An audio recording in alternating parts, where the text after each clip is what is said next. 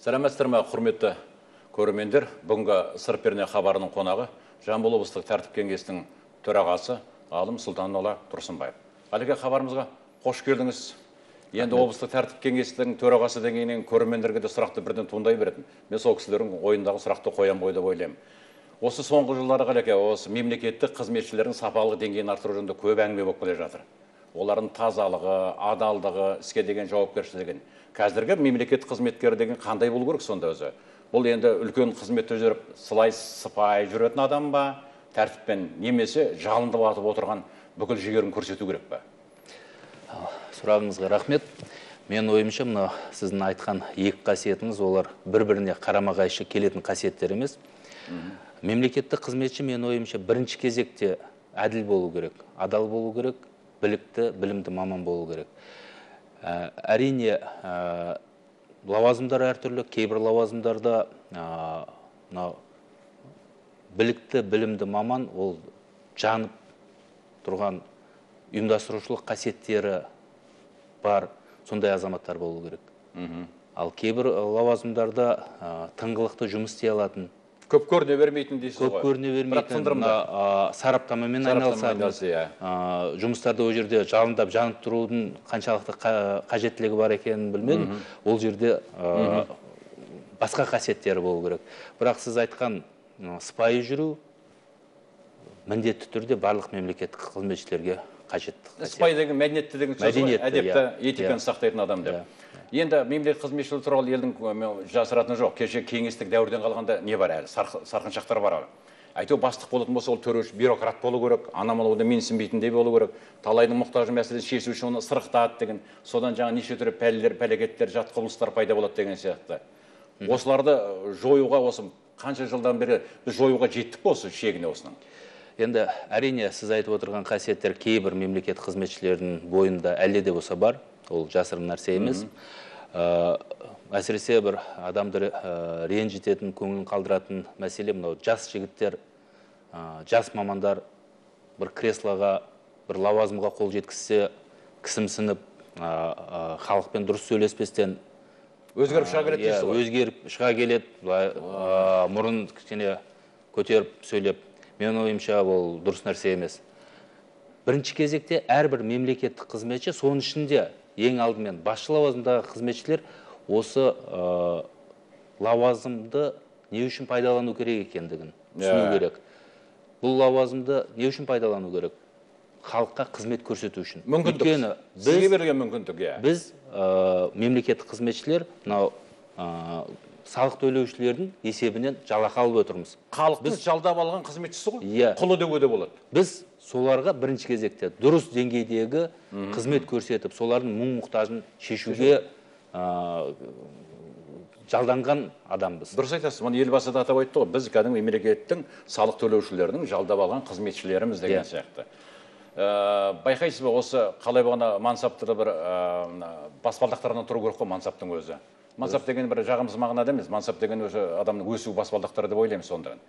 Осы шарттар соңғы уақыттарда, кейінгі жылдарда бұзылып кеткеннен кейін ба, осы қатты қадағалап атқандарыңыз, бұны кездейсоқ, көшеде жүрген пақырды әкім бол деп шақырды дегенде бір пьеса болады, спектакль болады, әуезов драма театрында болады. Сондайлар кіріп кеткеннен кейін болып жатқан жоқ болсын бәрі.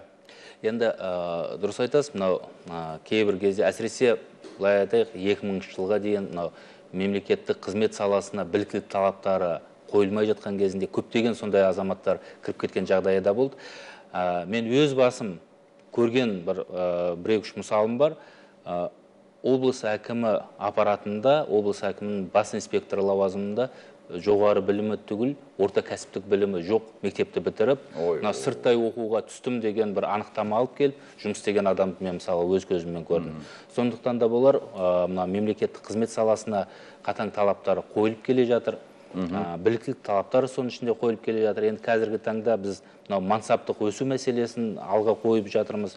Әрине мансаптық өсу, және де сіз айтқанда, тек қана мансап үшін емес, ол не үшін керек? Төменгі деңгейден бастап, баспалдақтап өсіп, сол әрбір лауазым, әрбір деңгейдің жұмысын, көзін тауып істеп, біліктілігін, білімін шыңдап өсу үшін арналған бағыт. Дұрыс қой, Ғалеке, сізде осы қызметтің қанша отыны да күйіп, суында да кешіп келе жатсыз деген, осы салада көптен бері істеп келе жатқан кезде, мен де ойлаймын, осы мемлекеттік қызметке келген адам ең бірінші ұлтқа қызмет ету керек, мемлекетшіл қасиетпен қоғамға қызмет ету керек деген ұғым болу керек қой. Бізде бар нәрсе, қазір сіздер байқайсыздар, соңғы уақытта елбасында 5 халықтық реформа жасау жөніндегі осында да кәсіби мемлекеттік аппараттың сапалық деңгейін жақсарту деген, сонда қалыптастыру деген міндет бар осы жерде дегенде. Осыны неге түсінбейді деп ойлаймын. Бұл мемлекеттің қызметші халыққа қызмет ету керек, ұлтқа қызмет ету керек. Және ол жай ғана адам болып қалмай, қайраткер болу керек. Белгі бір деңгейге келген ол қайраткер болу керек. Әрине мен айламаймын, ауылда жүрген инспектор күнді-күн бірден қайраткер болып шыға келеді деп. Аудандық деңгейге келді ме, ол қайраткер болып көріне беру керек. Дұрыс айтасыз. Мынау жаңағы сіз реформа туралы өте жақсы айттыңыз. Мынау ұлттық жоспарда 5 реформаның ішінде бірінші реформа ол кәсіби мемлекеттік аппаратты құру болып белгіленген. Ол бекер нәрсе емес. Өйткені кез келген әлеуметтік экономикалық реформалар бірінші кезекте менің ойымша мемлекеттік басқарудың сапасына байланысты болады. Сол жердегі істеп жүрген азаматтар қаншалықты білімі, біліктілігі жақсы болса, сол реформалар нәтижелі болады. Енді өзіңіз білесіз, Германияның бір атақты әйгілі канцлері болды, Отто фон Бисмарк деген. Соның айтқан бір сөзі бар. Заңдарың нашар болса да, білікті шенеуніктерің болса, жұмыс істеуге болады. Ал шенеуніктерің нашар болса, қандай білікті заң қабылдасаң да, оның пайдасы болмайды деген. Сондықтан бірінші кезекте біз осы мемлекеттік қызмет сапасын, мемлекеттік басқару сапасын жөндесек, ары қарай сол реформаларды алып кетуге мүмкіндігіміз болады. Енді осы жерде барлық мемлекеттік қызметшілер бірдей нашар жұмыс істейді, барлығы бірдей жемқор деп айтуға болмайтын шығар. Ол оның ішінде адал жұмыс істеп жүрген, жақсы жұмыс істеп жүрген, нәтижелі жұмыс істеп жүрген азаматтарымыз көп. Бірақ көзге көрінетіндері сол бюрократ, көзге көрінетіндері бір жерден бір нәрсе жемқорлықпен айналысатындар, солар тез көзге көрінеді. Бірақ адал жұмыс істеп отырған азаматтарымыз да бар. Бар ғой, оны жоққа шығару бар. Олар өнеге үлгі болып отқан адам бар. Олар үгіт қажет етпейтін, үлгілі жұмыс істеп отқан адамдар бар. Әрекет, сіз осы уақытқа дейін, бұған дейін Жамбыл облысына дейін Қызылорда облыстық тәртіп кеңесінің төрағасы болып қызмет атқарған адамсыз. Енді былай қарасаң, алыс облыс емес, бір Қазақстанға тән нәрсенің бәрі бізде де бар ғой. Жамбыл облысына келгелі міне жарты жылда уақыттан асып бара жатыр. Айтыңызшы, осы Жамбыл облыстық мемлекеттік қызметшілердің арасында қандай кемшіліктер сіздің тәртіп кеңесте қаралатын мәселелер көбірек көрінеді, байқалады немесе? Енді ол тек қана Жамбыл облысына тән емес, бүкіл мен Қызылордадан алдын Шығыс Қазақстан облысында жұмыс істедім, Оңтүстік Қазақстан облысында жұмыс істедім. Енді байқағаным, барлық жерде проблема бірдей деп айтсақ та болатын шығар. Өйткені басым көпшілік материалдар біздің тәртіп кеңеске түсетін, ол мемлекеттік сатып алумен байланысты. Өзін жұмысын істеп жүрген кезінде мынау түрлі заңсыздықтарға, заңды білмеу нәтижесінде заңсыздықтарға бару мәселелері көп орын алады. Енді мемлекеттік сатып алу заңына байланысты біз көптеген жұмысты да жасап жатырмыз, түсіндіру жұмыстарын жасап жатырмыз. Мына білім беру саласында проблемаларымыз көп. Сол білім беру саласындағы басшылармен де жұмыс жасауды қазір жөн көріп, бірқатар іс-шараларды жүзеге асырып жатырмыз. Енді проблемалар барлық жерде бірдей. Ең бастысы, мен ойымша, осы біліктілікті арттыру мәселесінде біз көбірек көңіл бөлуіміз керек сияқты. Біз үйретуіміз керек. Мынандай жағдайда әрине әрбір адам өзі де оқып алу керек сол заңды, бірақ кейбір кезде түсінбейді, кейбір кезде уақыты жетпейді, бірақ біз сол мәселелерді көрсете біліп, түсіндіре білуіміз керек. Бұл жердегі тағы да бір өкінішті жағдай. Біз тәртіп кеңесте мәселелерді қарағаннан кейін оны аудандарға, мемлекеттік органдарға таратамыз. Мынандай жағдай орын алды, сіздер қараңыздар, назарға алыңыздар деп. Бірақ кейбір кезде мынау біреудің қатесінен үйренгісі келмейді, өзінің шекесіне тигенше көп азаматтар. Өзінің шекесіне тиген кезінде қап әттеген-ай, мен өткенде осы түсіндіріп аққан кезінде құлақ аспаппын, тыңдамаппын деп отырады. Оқып үйрен, материалдар келіп түскеннен кейін әкімдерді осы материалдарды алғаннан кейін бір семинар өткізіп, мынаудан пәленше қызметкерлер мынандай заңсыздықтарға жол беріпті. Жігіттер осыған біз абай болайық, осыны қарайық деп жұмысты ұйымдастыру керек қой. Былай қарасаңыз, мен сырттай көзге облыстық тәртіп кеңес мемлекеттік қызметшілерді тәрбиелеуші және қорғаушы сияқты болып тұрады. Мысалы өзіңіз ойлаңыз, енді сіз өзіңізде қазір бірігіп қызмет етіп жатқан сыбайлас жемқорлыққа қарсы іс-қимыл агенттігі бар, департаменті бар, прокуратура бар, басқа да заң орындары бар, құқық қорғау органдары бар. Солардың материалдары негізінде сізге келеді ғой енді. Сол кезде енді жасыратын жоқсыз, мемлекеттік қызметшілердің абыройын ойлауға тырысасыз ғой. Әрине, енді біз тәртіп кеңесте мысалға осы биылғы жылдың өзінде 5 айында 58 түрлі мәселе қарады, соның ішінде 43-і тәртіптік істер. Сол 43-тің ішінде 18 тәртіптік істі біз тоқтаттық. Оның 5-еуі мерзім өтіп кетуіне байланысты тоқтатқан болсақ, қалғандарының барлығы әрекетінде сыбайлас жемқорлық көріністері жоқ, заң бұзу көріністері жоқ деп деген себеппен біз тәртіптік істерді тоқтатып тастап жатырмыз. Өйткені шын мәнінде де барлығын бірдей күйе жағып сен жемқорсың деп айта беруге болмайды. Сіздер енді сараптап талдап адамның жағына шығу керек қой. Егер ол жерде жоқ болатын болса, біз соны айтуымыз керек. Ал тәртіптік жауапкершілікке тартылған мемлекеттік қызметшілер, олар менің ойымша барғаннан кейін басқа азаматтарға осы мәселені түсіндіру керек. Біз түстік, сендер бұндай нәрсеге бармаңдар. Мынандай мәселелер бар екен. Сабақ алу керек қой. Сабақ алу керек, дұрыс айтасыз. Қазақша айтқанда сабақ алу керек. Дұрыс. Алеке, комиссия енді сізде тәртіп кеңесінің мүшелері бар, құрамы қанша адамнан тұрады? 9 адам. 9 адам. Осы бір кейбір мәселелерге қарағанда сіздің комиссия мүшелері бір ауызды болмайды. Пікір талас болады. Бір принципті мәселеде мен білемін, өзіңізде жақсы біліп отқан шығарсыздар, онда екіге жарылған уақыт болады. Осы нені байқатады? Енді бірінші кезекте бұл тәртіп кеңес болғандықтан, бұл жерде кеңесу, ақылдасу, пікіріміз бірдей болмай шығуы да мүмкін. Ондай жағдай, мен ол жерде ешқандай бір ауыр жағдай деп санамаймын. Өйткені әрбір адам өзінің көзқарасы болады. Бірақ мен ойымша сол тәртіп кеңес мүшелері принципиалды болу керек. Ол келген мәселені анық-қанығын өзін, мен танысым еді, мен досым еді, бұрынғы әріптесім еді деген ұғыммен емес, турашылдықпен. Яғни мына жерде бар ма теріс қылық, бар ма мына жерде жемқорлық, сыбайластық мәселелері жоқ па? Соны алға тарту керек. Дұрыс еді, обал мен сауапты бірдей қарау керек қой, обал болмасын. Босқа көз жасы болмасын мына деген сияқты. Ал бірақ орын алған жағдайда жазасын беру керек ол адамның. Сабақ болу керек, өзіңіз айтқандай. Мемлекеттік қызметке не үшін келді онда? Осының бәрі сол басында байқалған деген нәрсе. Сол мемлекеттік қызмет деген нәрседе айтамыз, қазір әрине жастар толықтыру керек, жастар келу керек, жастар илеу керек деп.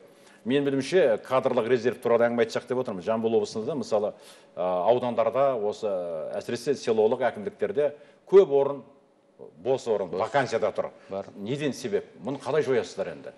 Мұны қандай шара қолдану болады? Енді әрине өте кейбір аудандарда былайын айтқанда ауырда жағдай деп айтуға болады. Мысалға Мойынқұм ауданында жалпы 176 орын болса, штаттық орын, соның 30-ы бос тұр бүгінгі күні. 30 қызметкердің орын тұр. Жұмыс жоқ дейміз. Біріншіден жалақы мәселесі мен ойымша төмен. Қазіргі таңда мынау реформа аясында өзіңізді естіп отырсыздар, оқып отырсыздар. Мемлекеттік қызметшілердің жалақысы туралы мәселелер көтеріліп жатыр. Соның ішінде жалақысы жұмыстың түпкілікті нәтижесіне бағдарлану керек, яғни жақсы жұмыс істеген адамға көбірек жалақы төлену керек деген мәселелер қолға алынып жатыр. Енді мен ойымша бұл мәселелер шешіліп жатса, өте үлкен бір жақсы жаңалық болады. Ал екінші мәселе мынау тестілеуден өте алмау мәселесі бізді өте ауыр болып тұр. Қанша заңынан қанша сұрақ беріледі, солар өте алмай деген қалай түсінуге болады? Ең төменгі дәрежеге, яғни ауыл әкімшілігінің маманы дәрежесіне 6 заңнан тапсыру керек. Әрбір заңнан 15 сұрақтан. Қандай заңды білу керек ол? конституция, коррупция, мемлекеттік қызмет туралы заң, тағы да басқа заңдар. Жоқ, мемлекеттік құпия емес, азаматтардың арыз өтініштері, мемлекеттік қызметтер туралы, және сондай заңдардан тапсыру керек. Енді осы жерде біз агенттікке барғанда да осы мәселені бірнеше рет көтердік. Тестілеу бағдарламасына қазіргі таңда өзгерістер енгізу мәселесі де қаралып жатыр. Мүмкін енді өзгерістер болатын болса, кішкене жеңілдетілсе деген бір өзіміздің ұсыныстарымыз бар. Өйткені шын мәнінде де ауылдық деңгейде 6 заңнан тапсырып сәл қиындау. Бірақ оқимын, үйренемін, білемін деген адамға ол 6 заңда көп емес, үйреніп білуге болады. Өтіп жатыр ғой? Өтіп те жатыр, бірақ бізде қазіргі таңда мынау тестілеуден өту деңгейі, қателеспесем, бір 35%-ды ғана құрап тұр. Яғни тестке келген адамдардың не бары 35%-ы өтеді. Ал жаңылдегі айтқан ауыл әкімшілігі деңгейіндегі, яғни ең жеңіл бағдарлама бойынша, ол сол 25%-ды ма құрап отыр. Қандай өкінішті екен бұл. Бұлай қарасаңыз, солардың бәрі университетті, институттар, жоғары оқу орындарын бітірді ғой мұның бәрін. Сіз жоғары оқу орнын бітірмеген адамды оған конкурсқа да қатыстырмайсыз ғой, байқауға, тестке. Сонда бұның ары жағында жоғары оқу орындарында білім берілмей тұр деген нәрсені кесіп айту керек қой. Енді оған мен баға беруге әрине сізге сәлен етіке тұрғысынан келмейтін шығар. Бірақ шындығы сол ғой енді. Енді бірақ оқимын деген адам өте алады. Оқу керек, үйрену керек. Қажет болатын болса, бізде қазіргі таңда осы тестілеуден өту орталығында пробный тест дейді, келіп алдын ала тесттен өтіп қандай сұрақтар келетін, қалай өтетін барлығын көріп алуға болады. Ол ақылы түрде жүргізіліп жатыр. Ол айдап сіздерді дайындықтан да өтуге болады. Бізден дайындықтан да, барлық мүмкіндіктерді біз жасап жатырмыз. Енді тек қана оқу керек, мен ойымша. Мен де таңғалып отырмын, осынша балдарының жастар ғой көбісі.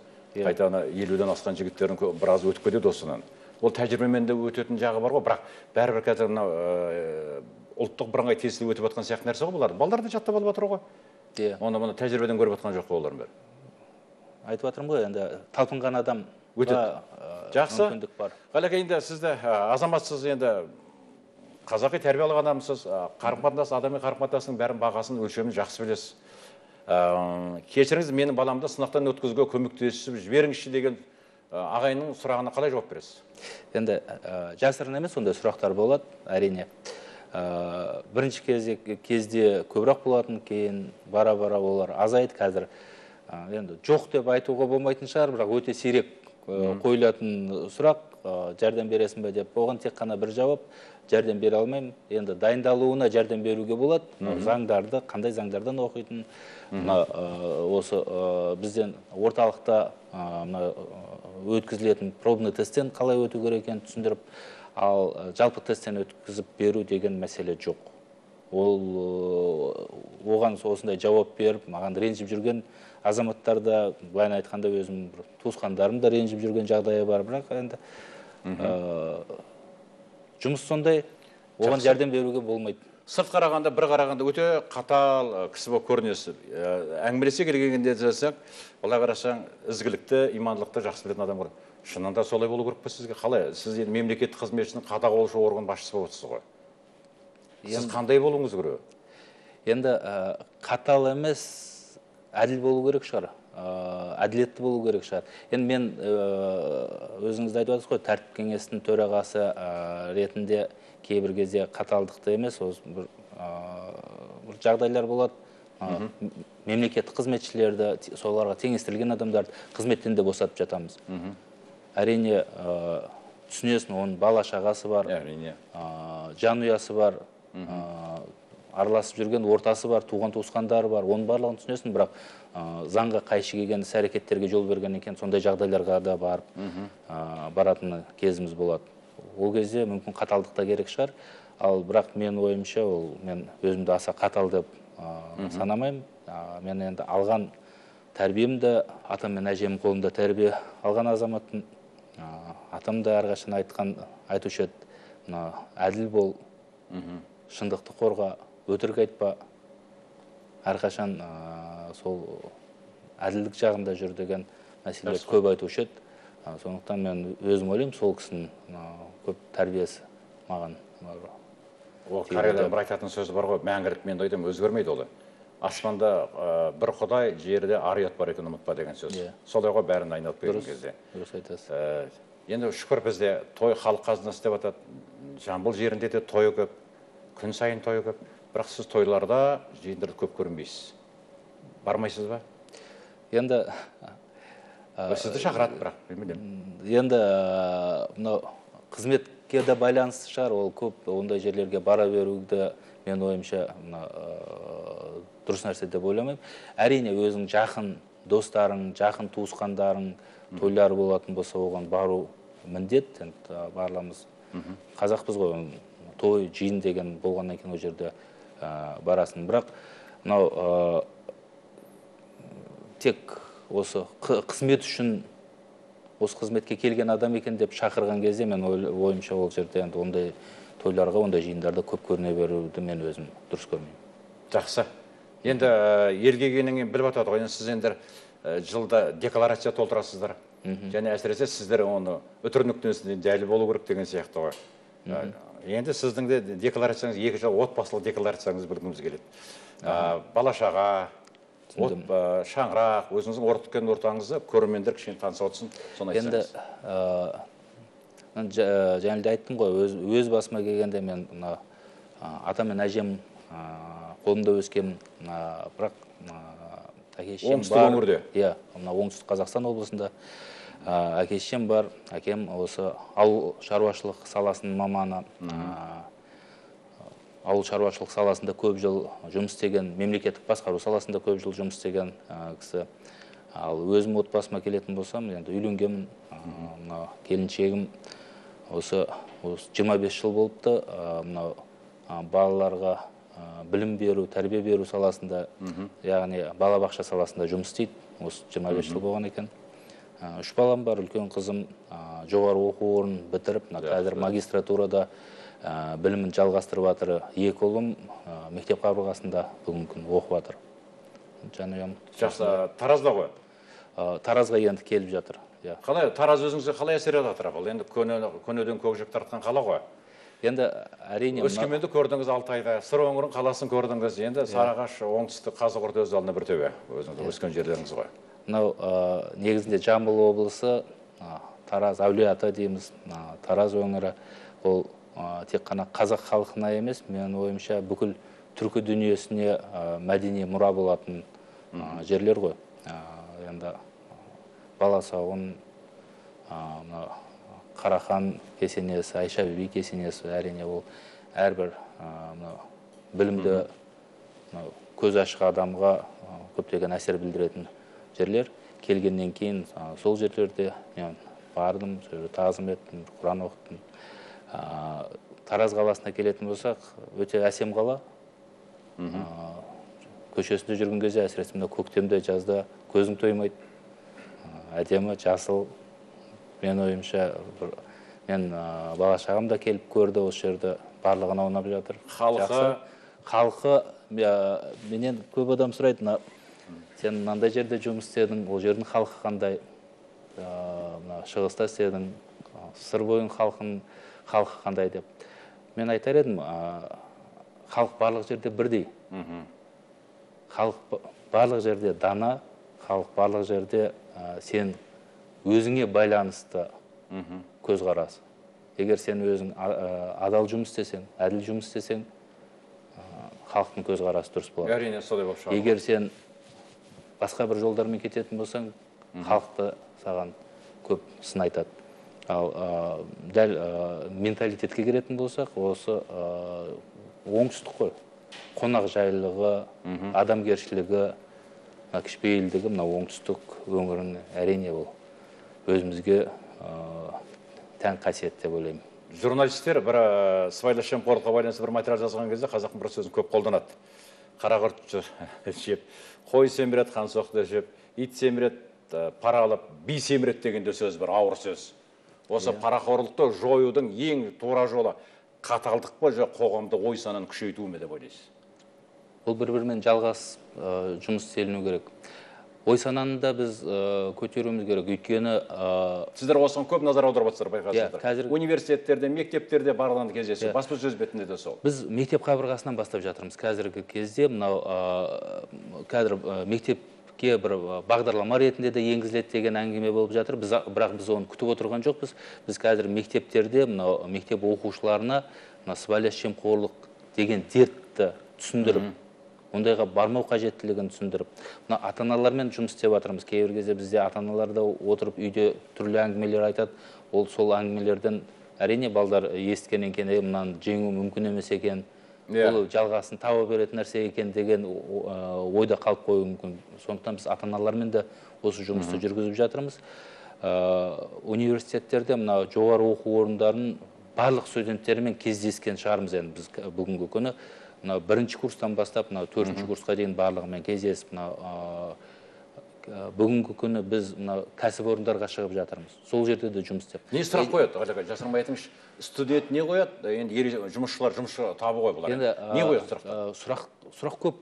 Студенттерге мен риза болғаным, жоғары оқу орындарының біреуінде мен осы кездесу жасаған кезімде еш жасырмастан бізде мынандай жағдайлар бар.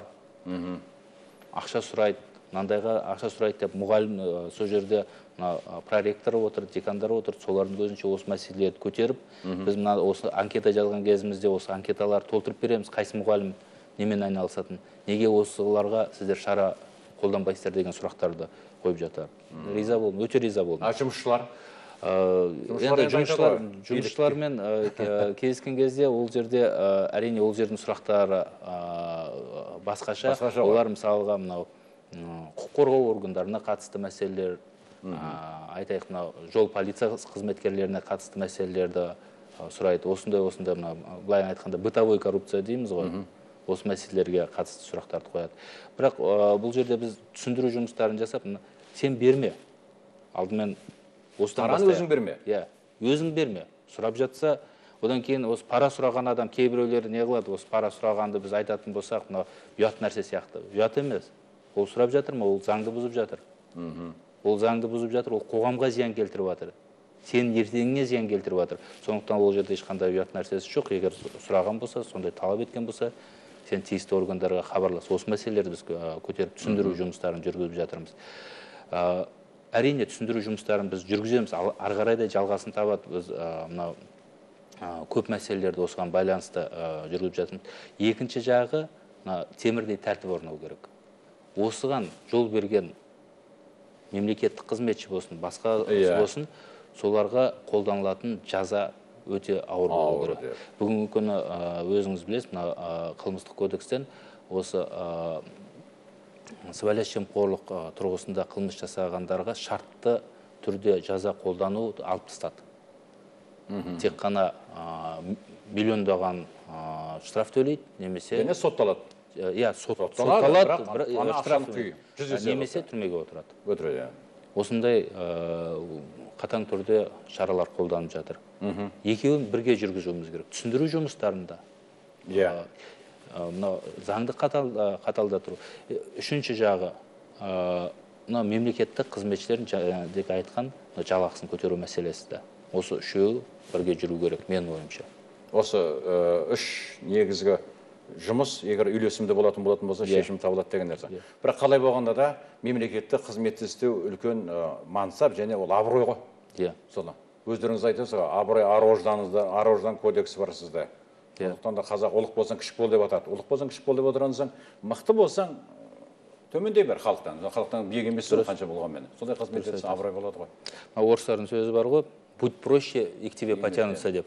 Сол сияқты адам неғұрлым қарапайым болатын болса, неғұрлым халықпен қоян қолды қаралсап жақын болатын болса, ол адамның абыройы өседі. Осы жұмысты біз қазіргі таңда, өзіңіз білесіз, біз әрбір мемлекеттік орган жеке қабылдаулар жүргізеді. Біз оны ауданға да барып жүргізіп жатырмыз бүгінгі күні. Бірақ ауданға барған кезде барлығы бірдей ести бермейді. Ал аудандардан бізге келудің өзі кейбір азаматтарға ауыр, алыс. Сондықтан біз осы жеке қабылдаулар бүгінгі күні онлайн режимінде скайп арқылы жеке қабылдауларды жүргізіп жатырмыз. Біздің басшымыз иә, азаматтар хабарласып жатыр, скайппен шығады, мен осы пәленше деген адам. Бар ма ондай фактор көп па? Өткенде біз онлайн режимде бірінші өткізгенімізде 10 адам хабарласты. Сұрақтарын қойды, кейбіреулердің сұрақтары бойынша біз оларға арыз жазу ұсындық. Осы мәселелерді шешу үшін біз тексеруіміз керек. Арыз жазыңыз, адресіміз мынандай, келіңіз, немесе біздің аудандағы өзіміздің бөлімшелер бар, соларға барып, сол арызыңызды сол жерде қалдырыңыз деген ұсыныстар айттық. Кейбіреулеріне түсіндіру жұмыстарымен шектелдік. Мысалы, ол қойған сұрағына түсіндіріп бердік. Мемлекеттік қызметке барлық қамқорлық жасап отыр ғой, елбасы мемлекеттік қызметті жаңғырту жөнінде.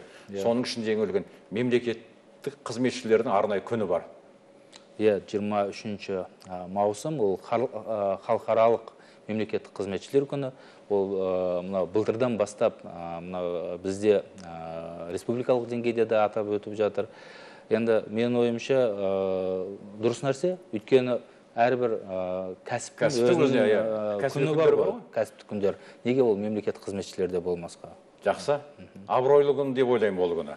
Әрі есеп беретін күн деп ойлаймын. Сондықтан да арнайы хабарымызға қатысқаны үшін көп рахмет. Сізге барлық уақытта табыс тілейміз. Үлкен рахмет.